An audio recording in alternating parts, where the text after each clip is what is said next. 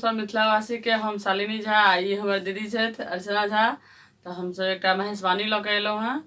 हमार कोशिश यह है जहाँ सबके बढ़िया लागत तो सुनू ई महेशवाणी। मन ही में मैना रानी सोचती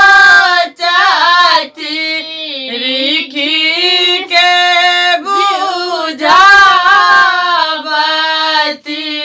है। मन ही में मैना रानी सोचती रिखी बुझावती है। आए गौरी बेली ब्याहन जोगा करब बड़ा सुंदर है।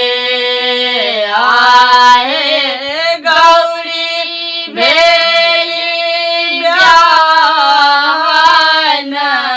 जोगा करब बड़ा सुंदर है। मंतरी की पाग पहिरलने चलला शिखर पर है।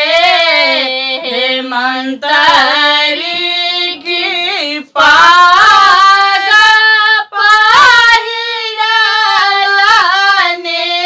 चलला शिखर पर है।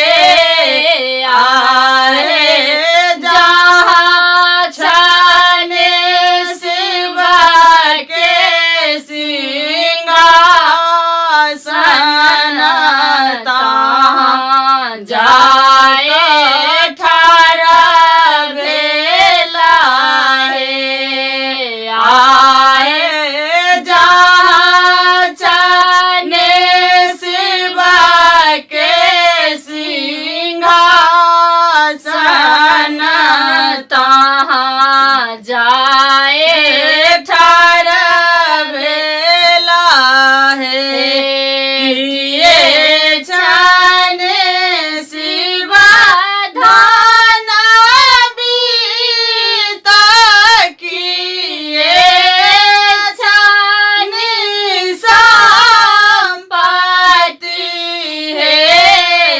आए किए छाने होना कार रूप देखत बड़ा सुंदर